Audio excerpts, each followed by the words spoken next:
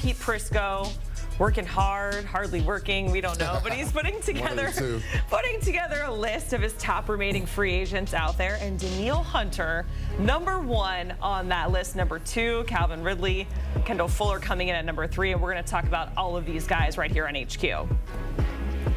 And for that, we bring in Brady, Quinn, Douzable. We were talking a little bit about this off camera, but Danielle Hunter, are you guys surprised, and Brady, I'll start with you, that a deal hasn't gotten done with him just yet? Yeah, I mean, he's the top edge rusher on the market, so that's a bit surprised from that standpoint. Had a very productive year. Yeah. 8 seasons. He's still under the age of 30, so that should put him in the category of signing somewhere along a 4-year deal I think teams would feel comfortable with. And again, going back to the initial point, he's been highly productive. Yes. So, you know, some guys want to be a little more patient with the teams they talk to and figuring out what's the best fit for them moving forward.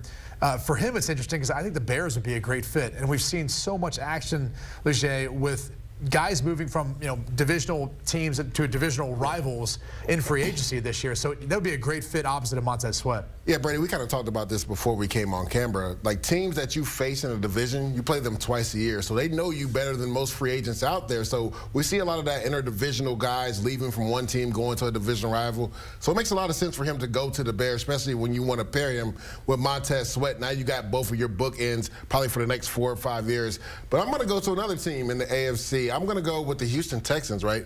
They lost Jonathan Grenard, who was a very productive edge rusher, had 12.5 sacks. You talked about it with Danielle Hunter has done. 4 out of the last 5 years, he's gone over 10.5 sacks. So the production is there, and people will say, well, he's 29 years old. Well, in today's football, the way it's kind of drafted up, right? Practices aren't as hard, right? There's not as much hitting as it was when we were playing Brady. And we saw Chris Jones at 29 reset the market at the defensive tackle position, right? At the end of the day, it comes to production.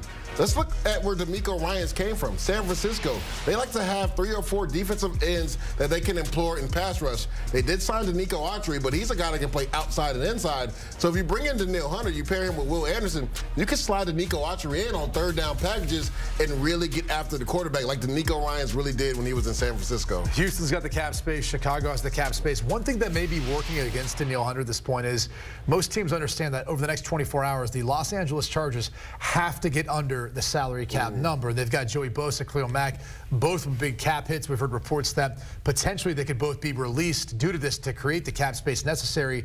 There might be some teams that are waiting to see if there's not more veterans and top-end players like a Joey Bosa, Khalil Mack hitting the market where they might want to potentially be in business with one of those two. Yeah, we were talking about the teams that have the least amount of cap space. The Chargers and the Dolphins were at the very bottom of that list. Let's talk about Chase Young. He's younger, 25 in April, I believe, coming off of that knee injury. There is a report out there that the Panthers, Saints, and the Titans are potentially interested. Lige, out of those teams, which makes the most sense for Chase Young, in your opinion? The Panthers, without a doubt, Brady. I mean, they lost their 2 best defensive players in Frankie Louvu and Brian Burns, and which was crazy because the defensive side was a strong suit of this team. So now when you look at the Panthers team, you're like, who do they have on defense anymore? Because they got rid of Brian Burns and Frankie Louvu. And Frankie Louvu is a versatile piece. He's a guy that can come off the edge as well as an off-the-ball linebacker. But Chase Young really started the season off hot last year. Kind of struggled when he made that transition to the San Francisco 49ers. No, I love what I saw from him in the Super Bowl. He really got after Patrick Mahomes,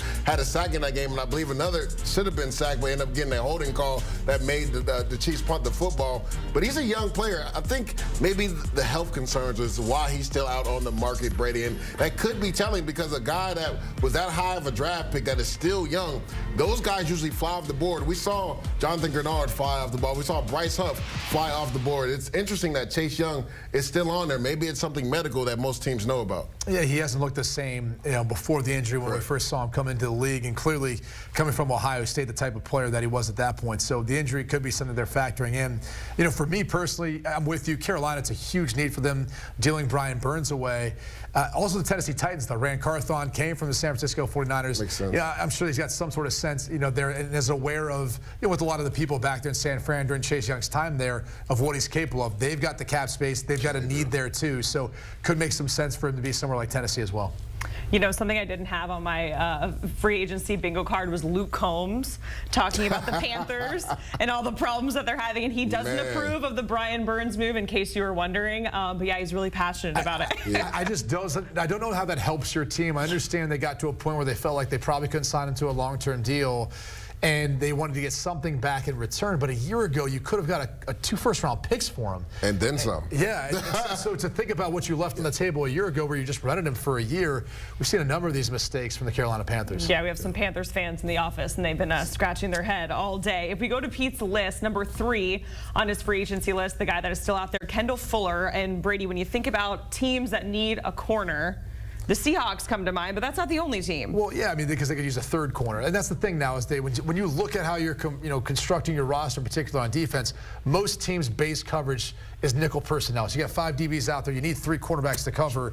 And even though they've got Tariq Woolen, Devin Witherspoon, they still could use another cover player to get back to really what brought them to a couple of Super Bowls. But honestly, Washington would be good. Could stay there. Go back home. Indianapolis, Jacksonville. There's a lot of teams that are in need of a veteran, trusted cornerback who can cover and really do it all. So another player that's still out there in the open market, but should have a robust list of teams looking for his services. Yeah, to me, he needs to go back home, Brady. Like, you get Dan Quinn in there to really change that defense around. And we saw how abysmal that defense was last year after they traded away Chase Young and also Montez Sweat. But Kendall Fuller was one of the guys that was steady Eddie on that defense. Him and Cam Curl, the safety. Those are 2 guys I'm surprised the Commanders haven't had discussions with and potentially bringing them back, because we saw what Dan Quinn did to that Dallas Cowboys defense. They were not good before Dan Quinn got there, and he changed the mentality around. So if I'm Kendall Fuller, I'm like, yeah, I know we went through a lot of things last year with the Commanders. We got new ownership now, have a new head coach. Maybe I consider going back home, especially with how Emmanuel Forbes really struggled as a rookie coming in. He could be that veteran to help him get over that rookie hangover and get into that 2nd year and get that growth. So if I'm Kendall Fuller, I'm really considering going back home to the Commanders. All right, sticking with the corner conversation, let's talk about Stephon Gilmore. He was pretty solid for the Cowboys last season, and Lige, who should sign him? To me, the Pittsburgh Steelers make a lot of sense. Patrick Peterson was a guy that was playing corner, and then they moved him to safety. So they need to find a void on the opposite side of Joey Porter Jr. And people talked about DaRon Bland's historic season last year. What people weren't talking about was how DaRon Bland was struggling in the back half of the season, and Dan Quinn turned to Stephon Gilmore to take on the #1 receiver. And even though he's in his 30s, Brady still did it at a high level. So you kind of look at the Pittsburgh Steelers, this is kind of what they did when they brought in Patrick Peterson last year. But I think for where Stephon Gilmore is compared to where Patrick Peterson is, I think this would be a nice little upgrade for that defense to pair him with Joey Porter. And they're in a win-now mode as well. It's a competitive AFC North now with Russell Wilson joining the Pittsburgh Steelers, so it could make a lot of sense from that perspective. The Arizona Cardinals are another team that I think we've seen them go the veteran route to kind of plug and play at times. They've been a bit quiet so far this offseason, but that's a team that could need some help at cornerback.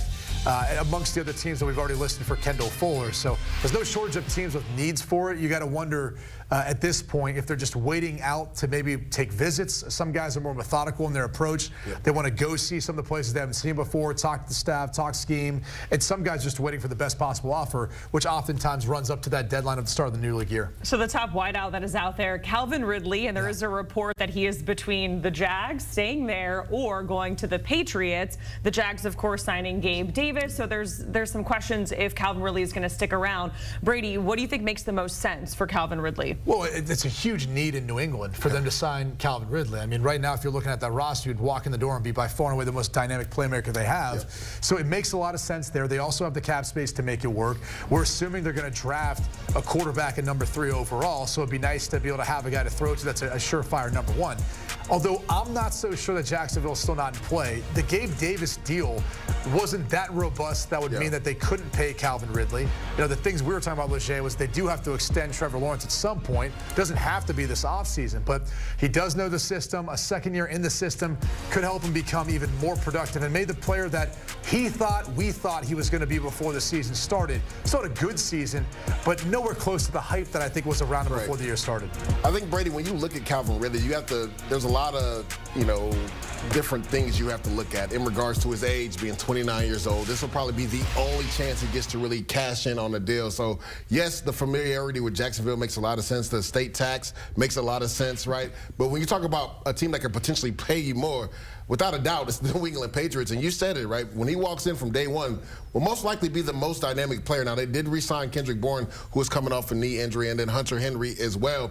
You assume they are going to take a quarterback with the number 3 overall pick. So if you're Calvin Ridley, if you go back to Jacksonville, you're probably taking a hometown discount because they did sign Gabe Davis. And also, would that mean the end for Zay Flowers? I'm not Zay Flowers, but Zay Jones. Would they potentially cut him? Probably. But to me, it makes more sense for him to go to New England to really cash in. Because of his age, this will probably be the only chance he gets to maximize the market in free agency. I don't think he needs to take that big of a hometown discount, though. It really depends, again, upon what they do with Trevor Lawrence this offseason. And we talk about Jacksonville and the state of Florida being a no state income tax.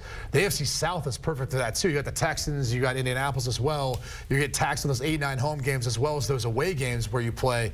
That's the division that you want to be in to cash in on a big deal because you're going to save the most in state income tax playing the AFC South. Yeah, Agent Zero, if you're listening, listen to Brady Quinn. Don't listen to Lige. You should stick. You better cash in. This is the only chance you're going to get. Pete Prisco will be happy. Brady Quinn, Lige Douzable joining us here on HQ, going through all the madness that is NFL free agency. And if you want to keep getting push alerts, like I mentioned at the top of this segment, make sure you download the CBS Sports app. You can subscribe to your team push alerts, get up to the second updates about everything that's going on, or scan that QR code on your screen.